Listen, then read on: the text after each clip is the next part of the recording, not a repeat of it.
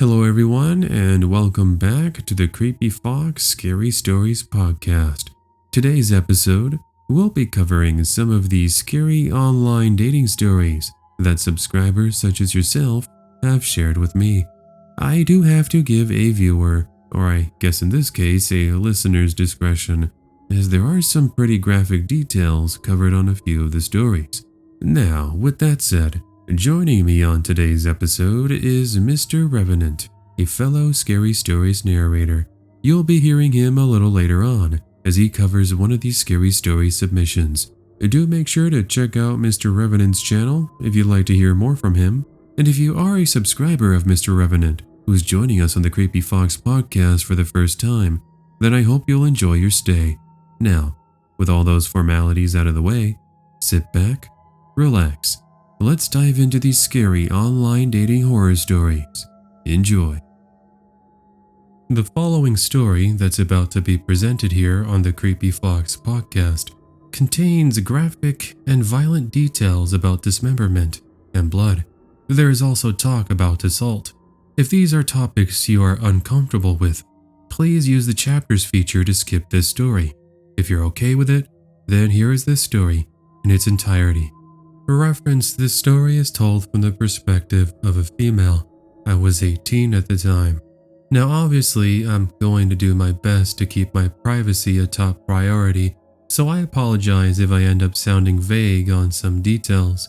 Even though this was now about 9 years ago to the day I write this, I sometimes will be up at night and I'll get flashbacks. This is a story about my experience with online dating, and my warning to all of the Creepy Fox listeners who might be in a similar boat. You have to be very aware of the warning signs of things going sour, and never get comfortable in a relationship. I know that's easier said than done, but it's not worth your misery and your mental state and getting traumatized. Anyway, I first met Brian, obviously not his real name, in early 2014 when I was staying over at my cousin's house. At the time, I had an Instagram fan page for my favorite band, All Time Low. I no longer have it for obvious reasons. He had commented on one of the posts I had of myself at one of the concerts for All Time Low and said I looked really pretty and he liked my shirt. I was in the picture with my cousin Jacob, not really thinking much of it. I liked his comment and told him thank you for that comment, hope you have a great day. That would then lead him to comment on more of my posts. These were pictures of the band and the bandmates. At the time, I had about 200 pictures of the band, probably like 8 were of me at concerts and just some random selfies I took. Anyway, over time he would start to send me funny memes and I would send some back. Nothing really suspicious at first. From the looks of it, the pictures he had on his Instagram were normal. Admittedly, I fell head over heels for him. Bear in mind I'd never met him in person. He was 23 years old, a Caucasian male, had black hair, blue eyes, wore glasses, and was 5'11", 170 pounds. For reference, I was 5'4", 110 pounds at the time. After about 2 months of talking, we got comfortable and exchanged our phone numbers. About a week after, he convinced me to do a video call. Luckily, this wasn't a situation where I was getting catfished, since when I saw him, it was just like the pictures. That was good. But then fast forward a month or so later, he asked me to be his girlfriend. I said yes, and wouldn't you know it, he then asked if he could come to visit me sometime. He lived about 2 hours away from me, and not thinking at the time, I just said, yes, absolutely, let's do it. This was a big mistake, and sadly I had not known what I gotten myself into in that moment. Fast forward about 2 weeks later, we're still talking and whatnot, and it's the night before he's going to come over. Brian had told me he had just gone drinking with his friends and asked if I would like to do some drinking when he came over. He would go further to state that he had no problem sneaking in some drinks to my room. I reminded him I was under 21 years old and that I wasn't interested in alcohol. He got really defensive about that and asked why not, just give it a chance, etc., etc. I kept avoiding the answer, and then he said something that really shocked me. You're going to drink, and when you do, I'm going to do you really good. When I typed the phrase, do you, I'm referring to he wanted to have sex with me. However, he used the F word to describe that. I'm trying to keep this entry of mine as tame as possible, at least with the language, since it gets pretty graphic later on with violence. Anyway, I told him that wasn't funny, and after a few moments, in his drunken rage, he apologizes and says that he was only playing around and didn't want to cause any harm because he loved me. I was stupid to forgive him in this moment, and I said, "No worries, I guess I'll see you later tomorrow night then." He agreed, and we had signed off of our video call. I got zero sleep that night, and next afternoon, around 1 p.m., Brian calls me and says he was going to be there around 5 p.m. and if it was still cool to meet up. I told him no problem, see you then, as I start to get ready and clean up around the house. Something else he also asked was whether or not my parents were going to be around.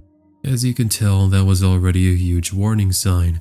Now, before I continue, let me go ahead and make one thing very clear.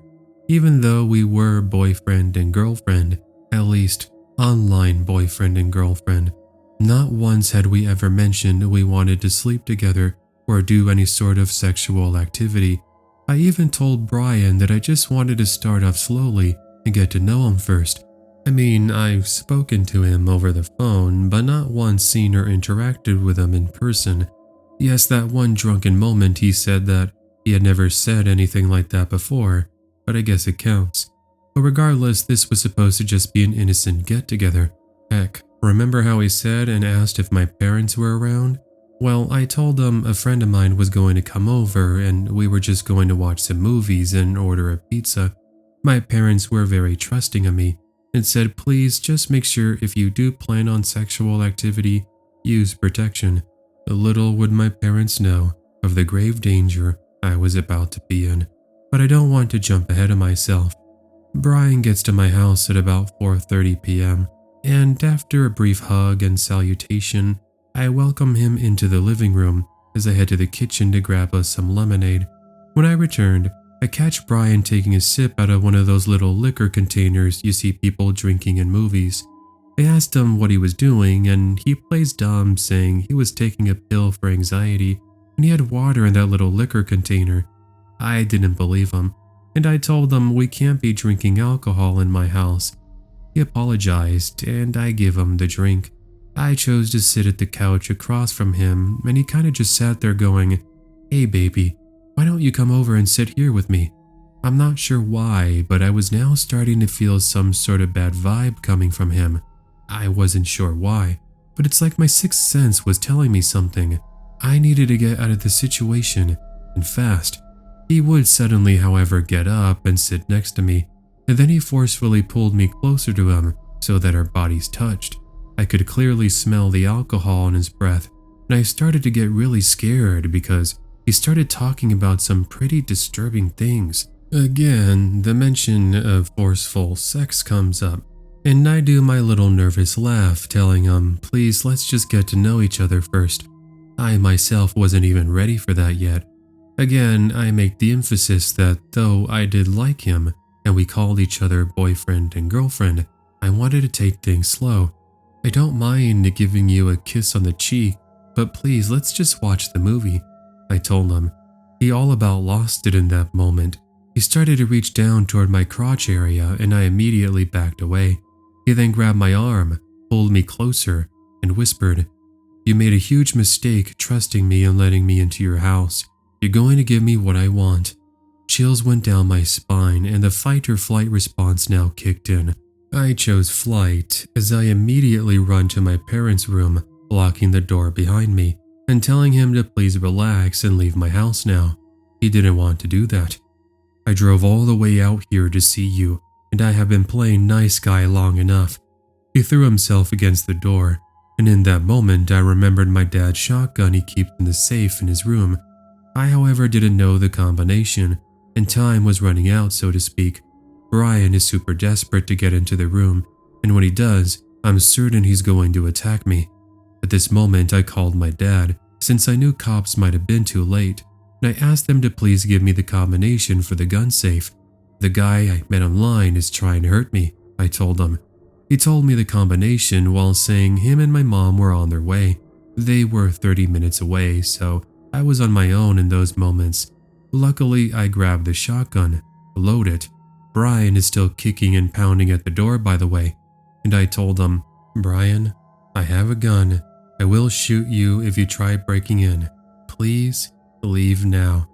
There was silence for a whole 10 seconds, and I let my guard down thinking, awesome, he's going to leave.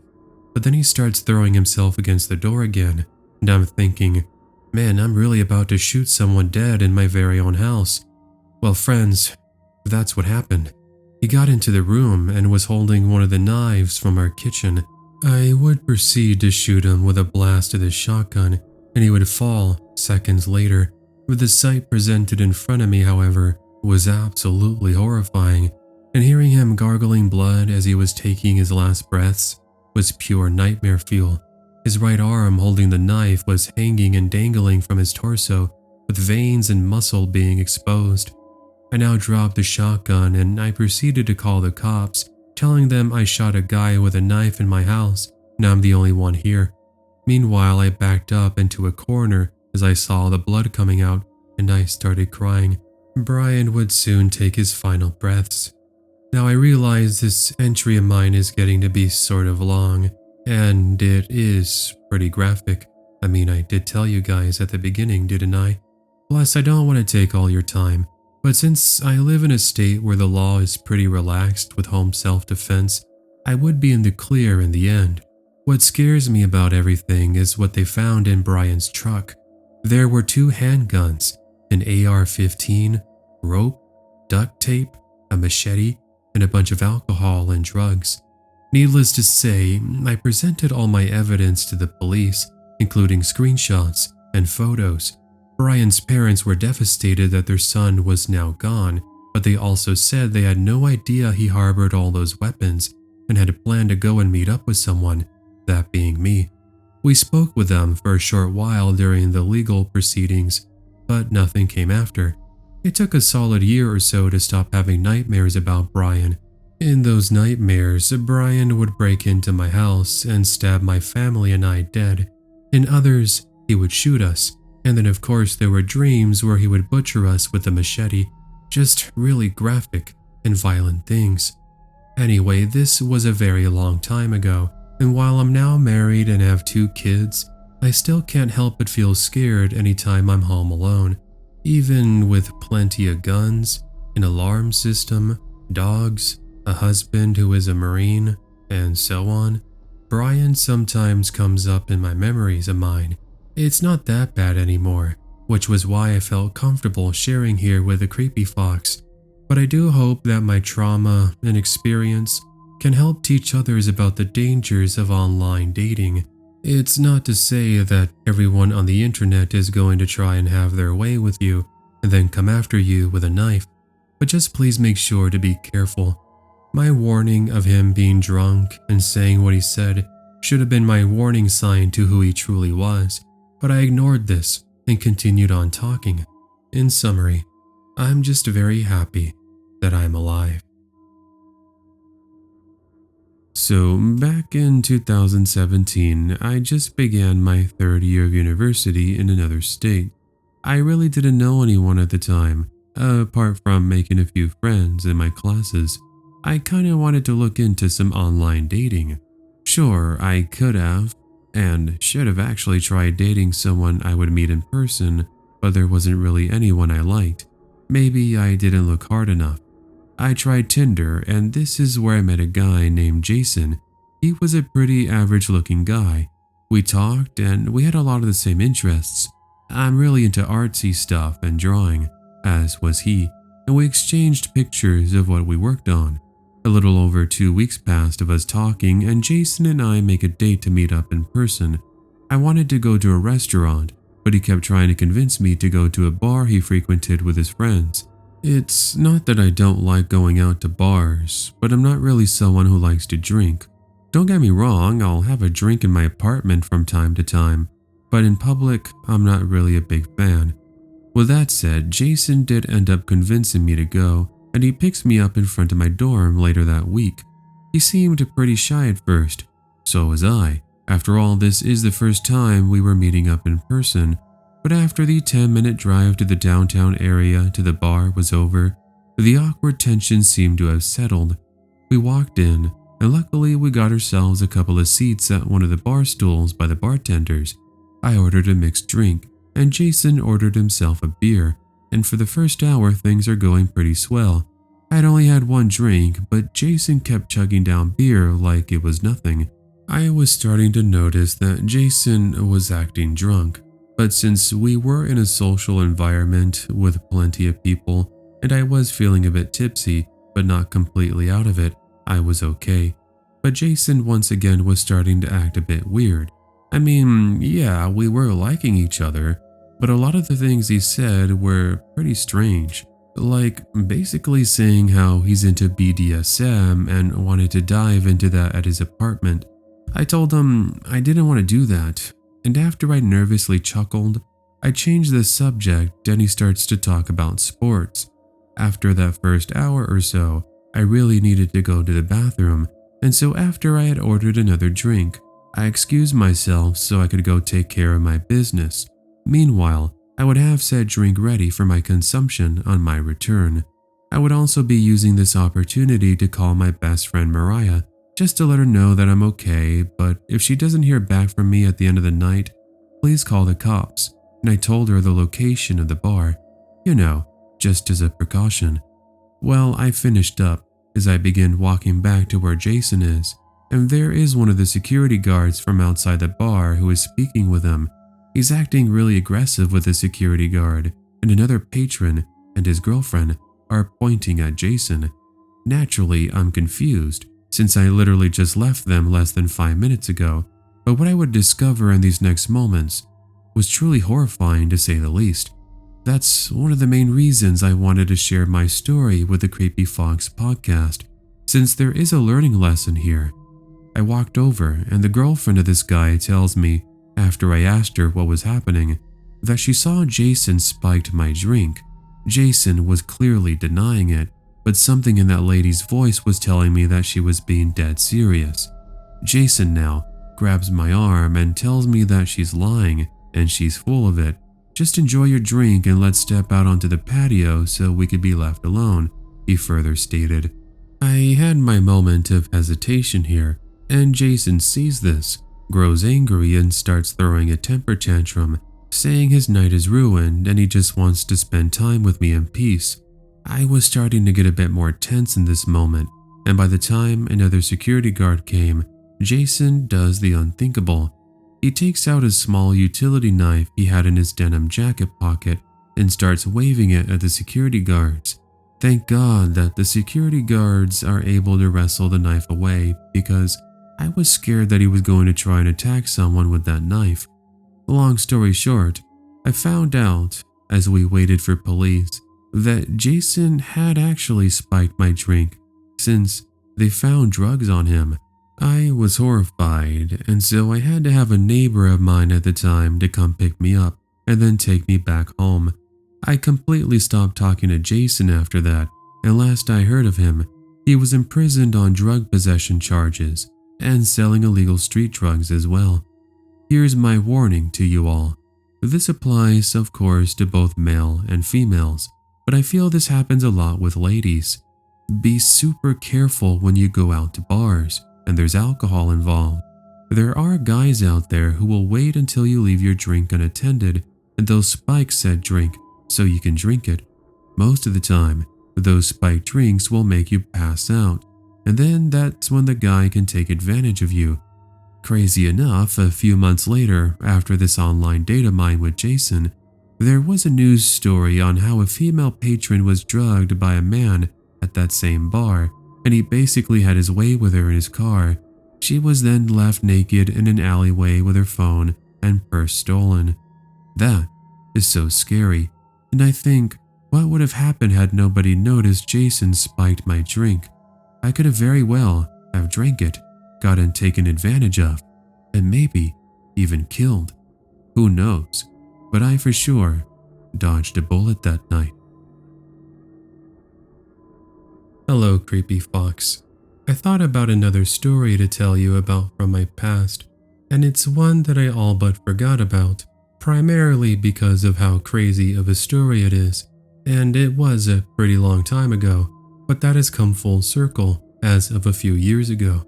It is a true story that happened to me, and although it isn't nearly as crazy or creepy as my previous stories, it's just as weird, and it still blows my mind at how trusting I was of people, and explains a lot about why I'm no longer that way at all. I briefly dated a guy, who in this story I'll refer to as A, for a couple of months. This was before I was able to transfer from my job from Texas to Louisiana. I was working at the time at a large department store, which was how I was able to transfer to another state. I met A on a random dating website. I think it was called Uniform Dating, but I can't really remember. My coworker had encouraged me to try it out because it was something different, and maybe I would have better luck with someone who I had not met. I was new to the whole experience, and back then my phone was a cheap flip phone and kinda janky, so I don't even remember if I had a profile picture or anything. A and I started texting back and forth, and he told me he worked for a prison in a town about an hour or so away from me in Texas. A wasn't like any of the guys I'd ever been with before, and I really liked that we both seemed to connect really well with each other. I told him about my 2 little boys, and he said he also had a little boy around their age. I liked that we had that in common. Every night, A and I would talk and text for hours.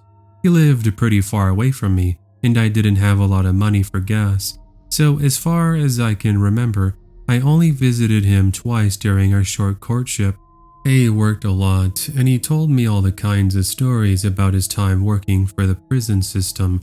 I was fascinated with his stories and quickly fell for him. I thought that because he worked as a prison guard, he had to be a good guy, right? Well, wrong. A started complaining about his horrible ex-girlfriend, the mother of his child. He complained about how annoying she was and how she wouldn't let him see his kids. I felt sorry for him, but there wasn't anything I could do about it, and from my experience, I wasn't going to get involved with all that. One time, A told me his son had recently fallen off a porch and fell into a fire pit, and that he had gotten burned pretty badly, and that was his reason for not calling me for a while, because he was trying to get custody of his son. I understood, and we seemed to bond even more after that. A asked me to come and visit him, and so I did. The first time we met, I picked him up in a Walmart parking lot. He was average height and skinny. His head was bandaged, and he wore a beanie over it. He told me he had been injured at work, and that one of the inmates had stabbed him in the back of the head, and that was why his head was bandaged. We decided to go to a hotel to hang out since he said he lived with a coworker at the time. I didn't want to, but it was cold and snowing outside. So instead of driving all the way back to my house an hour away in the bad weather, my boys and I, along with A, spent the night in a hotel. A and I didn't do anything other than kiss and hug, and A told me he really liked me and was glad that we had visited him. About a month or so later, the boys and I drove back to visit A, and we spent the whole day with him. We spent the night in a hotel together, with A pressuring me to sleep with him, asking me repeatedly if I wanted him to put a baby in me. This made me very uncomfortable, so I said no because I already had my hands full with my 2 boys, and he had his son as well. I wasn't ready for that. We were still getting to know each other, and although I really did like him, I was just as eager to avoid some of the mistakes I made in my previous relationships. However, this didn't deter A one bit at all, and not long afterwards he began talking about us getting married and how me and the boy should come and live with him in his town. I'm not going to lie because I did care for him, and he was a very sweet and a nice guy, so I did contemplate it at the time, but his job seemed very dangerous. I mean, he told me about how he would get punched or kicked or stabbed at work when he was in the prison. I was scared for him and wished he would change jobs, but it paid well and he got a lot of benefits. A would continue complaining that his ex was taking all his money for child support. One day he called me up and told me that his car had stopped working on the way to work and that he didn't have enough money to fix it and he wanted to buy a new one. He pressured me to lend him money to buy one so he could go to work and also visit his son. He told me not to worry because we were going to get married and the car would eventually be ours anyway. I didn't want to because something in my gut told me it was a very bad idea and me and my sons needed that money. But it was tax return season and A knew I would be getting a substantial amount of money soon. Not long after, he came to visit me at work with a younger girl in tow that he claimed was his little sister and that she had given him a ride. He sat with me in the food court outside my job and told me he was in love with me and asked if I would marry him. He gave me a ring and started talking about how we were going to be together, that everything was going to be perfect for us. I caved and gave him the money he said he needed for the car with the promise that he would pay me back. I took the ring, even though I felt very uncomfortable with how fast the relationship seemed to be moving.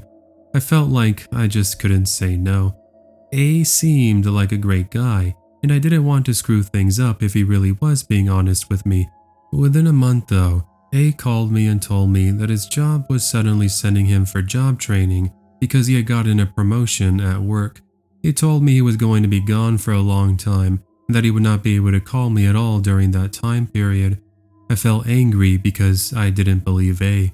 It seemed weird to me that they would send him out of state to go do training, which he would not go into detail about.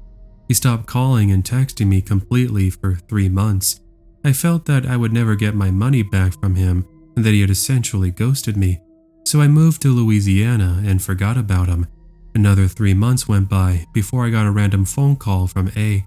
At the time, I was driving and my friend answered my phone for me. He listened to A and then told him never to call back. I was kind of upset because I had been missing A for a while and I really wanted to hear his explanation as to why he hadn't called me, but my friend told me not to and I never found out what he had said to him. Fast forward to 3 years ago when I was going through some stuff in my mom's storage bin. I found my old ring that I had saved from A. I threw the ring away, but I decided to Google him just to see if anything came up. The time when we were together was largely before the internet was as big as it is today. He wasn't on Facebook that I could see, and I almost decided not to dig any deeper, primarily because it honestly was just not that important. I somehow, however, came across an article with his name in it from Texas. Apparently back in 2013, A was arrested. This was due in part to possession of CP. Suffice to say, I was horrified by this news and I got sick to my stomach. I frantically started trying to think back to those nights my sons and I had been spending in a hotel with him. Had anything happened back then that I wasn't aware of? Was the whole reason why he began dating me because I had 2 little kids? Did he even have a son? I couldn't find any more information on him regarding his arrest or the outcome. I almost considered calling the police and asking them if they might have had any pictures of my kids on his phone, but I decided against it as the article was already old by the time I saw it and I didn't want to open up Pandora's box, so to speak, because I was happy in my current relationship and didn't need that kind of stress or drama. A part of me still wonders though. I never got my money back from him and I never saw or spoke to A ever again. I wonder now if maybe A might have been lying about everything and if maybe he and his girlfriend had orchestrated a scam to get me to give them money. Maybe that girl he claimed was his sister was really his girlfriend, or maybe she was the innocent one in all of this and A was just a bad guy. I guess I'll never truly know now. Maybe that seems unlikely. I don't know. Then again, I never expected A would turn out to be a predator. A seemed like a good guy on the outside, but was someone who clearly harbored a dark secret on the inside. I have listened to a lot of these online dating horror stories, and I don't think I've heard a story from a male's perspective yet. So here is an online dating horror story from the perspective of a male. It's the time I had to deal with a really crazy woman. So I was on Tinder one day after being told about it from some roommates of mine, and I started to speak to this girl named Jenna.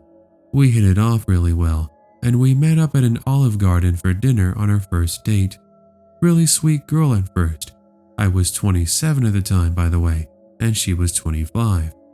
Anyway, after a month of dating, we were starting to get a bit more serious, and we became boyfriend and girlfriend. We had slept with each other a few times now. I was finally starting to feel happy again, since the last relationship I had was over 2 years ago, and it ended really badly since my ex had cheated on me. One day, Jenna and I are at my place, and we had ordered a pizza and were watching a movie. My roommates were out at the time. Jenna had to go to the restroom and excuses herself to go. Her phone was charging next to mine on the small stool, and I saw that it had lit up with a notification. I grew curious and take a look, and it was from some guy named Dave. There was a heart next to his name. That was really weird, I thought, but more weird when I read the message. "Hey babe, thanks for sending me those sexy pictures. I can't wait to stuff you up this weekend. I love you." Various emotions would now start to spew from my brain as part of me is thinking, this has to be some sort of prank. Not again. Jenna returns from the restroom and I get straight to the point and I ask her, "Hey, who is this Dave guy?" She responded by saying she had no idea what I was talking about, and then I essentially paraphrased what I had just read. She got super red in the face and said that was just one of her girlfriends messing with her, to which I said, "You've got to be kidding me. That is not one of your girlfriends." She then began to stutter some more, and I basically told her, "You have to be honest with me. Please, just tell me the truth." She caved in and finally told me that she was talking to another guy, but that it was just a pretend boyfriend and it wasn't a big deal. Those were her words. She said that he was a pretend boyfriend. I now demanded she get out of my house, to which she responded by saying, "Screw you, Jacob," and stormed out. Now you might think so far, what's so scary about my submission? All that has happened is you've had to deal with another girl cheating on you. Well, here is the deal. A couple of weeks later, I started getting text messages from a number I didn't recognize. The person was telling me how I hurt Jenna's feelings and how I should watch my back because I was a dead man. Then they called, and it's the voice of a man. They left a very disturbing voicemail, essentially saying the same things from the text messages. I texted back asking how this person had gotten my phone number and what they wanted with me, but there was no response back. I assumed it was Jenna trying to get back to me, so I unblocked her on her socials and I messaged her and told her to knock it off and that I would be in contact with the authorities. I didn't actually contact them right away, which was stupid of me. But anyway, fast forward to a night after work. Once again my roommates aren't home and it's just me in the house. I walk into my room and I happen to hear a noise coming from the kitchen. I got scared since I knew my roommates wouldn't be home anytime soon, and in that moment I grabbed a baseball bat from under my bed and then I went to locate the source of the noise. Down the hallway, I kid you not, are two hooded figures holding large knives. I dive back into my room and I proceed to call the cops. "Open up, Dave. You're a dead man." The voice sounded familiar. I just couldn't remember where it was from in that moment.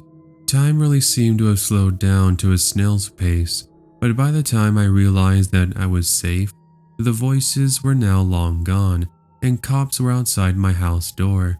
I would speak to them and tell them of the intruders, and that's when I remembered the cameras that were set up. Long story short, one of the cameras catches the vehicle in which they had arrived in, including its license plate. Well, I say arrived because it showed that they got dropped off and then the car drove off. Caught on camera, before they had put the hoods over their heads, was Jenna and another mystery accomplice. Needless to say, cops were able to locate them, and with all the evidence presented, justice was rightfully served. This happened now close to 5 years ago, and since then I moved out of state and just recently got engaged. Anyway, that is it to my story submission.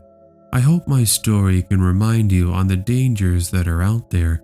Lots of crazies looking to cause you harm, and if you aren't careful, you could possibly end up murdered.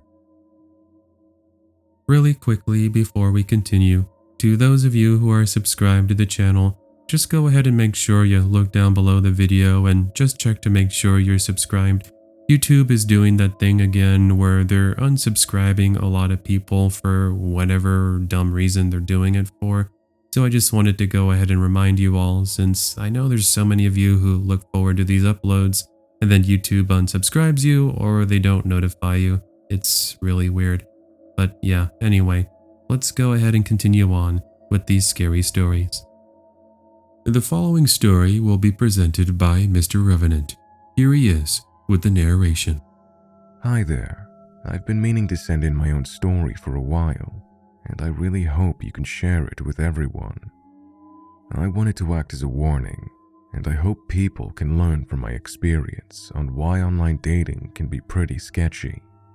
It's not to say that dating in the real world is different, but people can really use the internet for malicious purposes, and they can use it to their advantage to try and pretend to be something they are not. They can also use that power for very dangerous and scary practices, as you will find out today. For context, I'm a female, and I was 21 years old when this all went down. Anyway, I met a guy on Tinder whose name was Marcos. Marcos was a good-looking 35-year-old male who said he was a veterinarian at a pet hospital 30 miles away from me.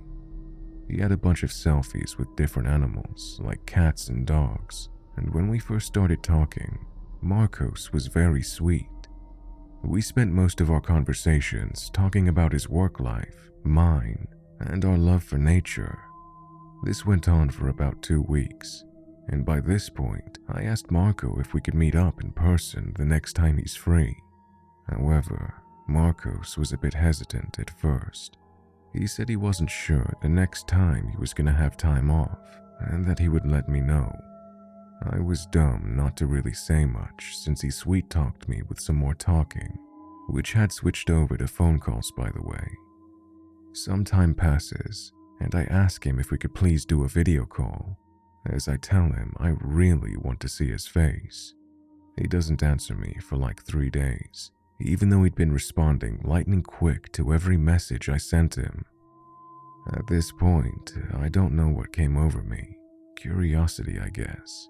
So I decided to do a search of his photos from Tinder on the internet, a sort of investigation, if you will. Well, I found the pictures after a reverse image search, but the shocker was the relation of this person to the photos. The photos belonged to some guy named Ricardo, and while he was a veterinarian, he had no sort of relation to Marcos. I also noticed that there were pictures of him with another woman. I did some more scrolling and realized that this was his wife.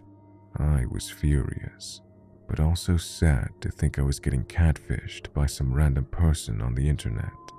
I'd sent this person's pictures of myself, nothing where I was naked, thank God, but pictures in lingerie and with my bra and panties on. But that was not the worst offense.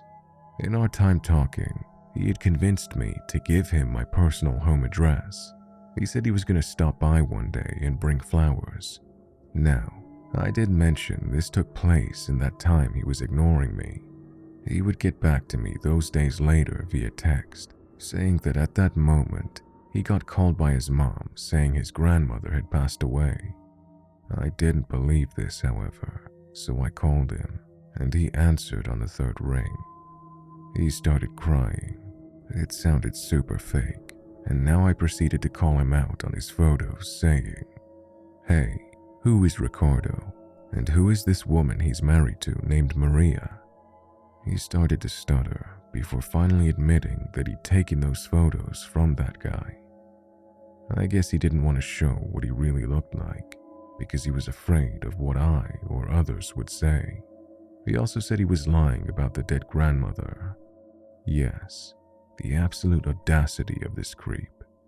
Anyway, I basically told him off and told him I never want to speak to him again, and please seek some sort of help. I then hung up and blocked him. Now, I wish this was the end of my submission, but there's just a tiny bit more, and it's terrifying. 2 weeks later, my parents were out for dinner, and I'm getting home late from work.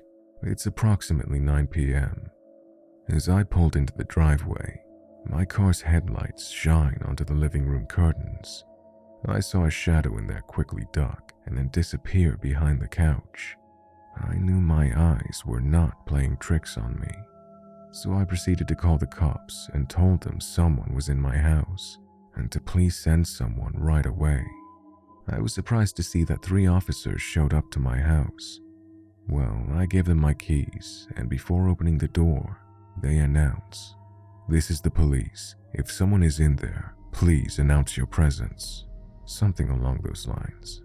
Well, the police tell me that they heard someone yell back to them, and then this leads to a whole entire lockdown.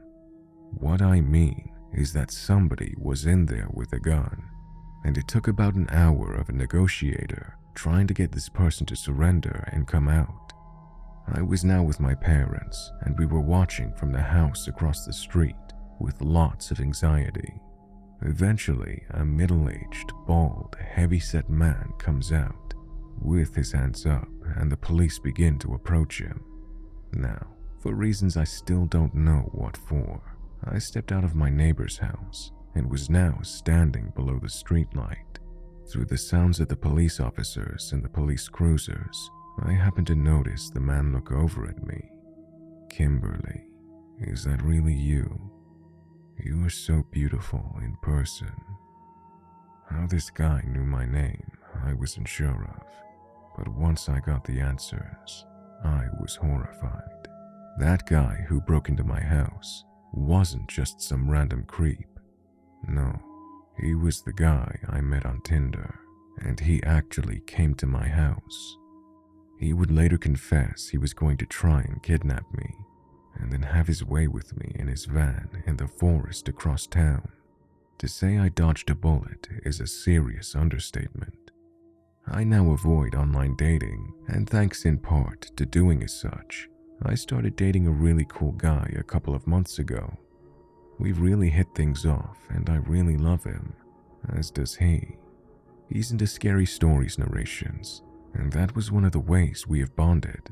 Yes, I know it's kind of strange, but hey, love can be strange. In summary, while I'm glad the creep got put behind bars, and I now live on the opposite coast, you need to take my warning with extreme consideration. Please be careful with who you speak to online. And don't just give some person you've never met your address or any serious details. Instead, if you decide to go through with meeting in person, you should choose to meet up in a public location, like a park or a coffee shop.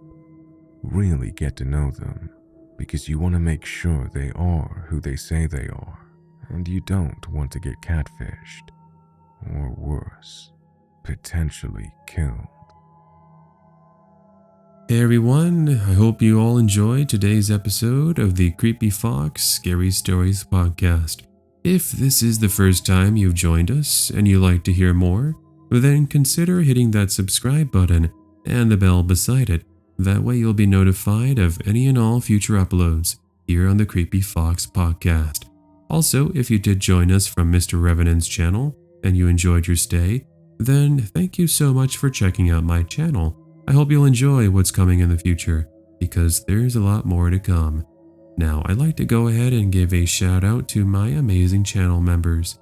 A big thank you to Robbie, Bo, Spunky the Nutcase, Rice and Beans, Scott, Linz, Maribel, Medusatil, Dread Archive, Sean, Corey, and Carl Flanders. Thank you so much for your support. It is greatly appreciated. Thank you, of course, to all the regular viewers who watch my videos, leave likes, comments, subscribe, tell their friends and family to subscribe, and all that good stuff. But let's see, what else? Oh yes, just wanted to go ahead and give you guys an update on the upload schedule coming up. Guaranteed for sure you are going to be getting 2 compilation episodes. Those are going to be guaranteed. That includes a St. Patrick's Day compilation, and it also includes a spring break compilation. basically very similar to the Valentine's Day Stories compilation that I uploaded just a little bit before Valentine's Day, which, speaking on that compilation, you guys really killed it on that episode. I'm not sure what happened. I talked about this on the last outro, how I have to stop looking at the negative comments because I sometimes get a few negative comments on compilations where people are like, oh, we've heard these stories before. I'm like, yes, I understand, but it's always funny because, in the contrary to that, those are the videos that always get the most comments, the most likes, and a lot more views. I mean, right now it's sitting at 19,000 views, and none of these scary stories uploads that I've put out in months have reached anything like that. So I guess I should do more compilations. I don't know. I mean, you guys really seem to like it because, I mean, so many of you guys showed up in comparison to the normal uploads. So I guess that's a good thing. I do want to get a St. Patrick's Day Stories video with all brand new St. Patrick's Day stories, but again, that just depends on whether or not I get stories on that topic. I've been doing pretty good these past few years where I've been able to do those sorts of uploads. So if you do have a scary or creepy story that involves St. Patrick's Day, it could be something that happened to you on St. Patrick's Day or maybe a couple of days before. I don't know, maybe you went to a St. Patrick's Day's party and then something happened there that you wanted to share. We can definitely do that for an episode. And then the Spring Break Stories compilation. Hopefully we can do a Spring Break Stories video with all brand new scary Spring Break stories apart from the compilation. Again, just depends on the submissions. Make sure you're sending those stories in to my user submissions email, the one on screen. That's TCFnarrations@gmail.com. As you guys know, I do like to read your stories. But yeah, I think that's going to go ahead and wrap it up for today's episode. Just wanted to update you guys with the upload schedule. Hopefully, I'll be back soon with a brand new episode. Again, you're going to get the St. Patrick's Day Stories compilation after this episode. But if you guys did want to, help out, then we'll see what the next brand new episode of the Creepy Fox podcast will be. But yeah, that's going to go ahead and do it for me today. I'll catch you all next time. Thank you for listening, and thank you to Mr. Revenant who joined us on today's episode. Now take care, and have yourself an amazing day.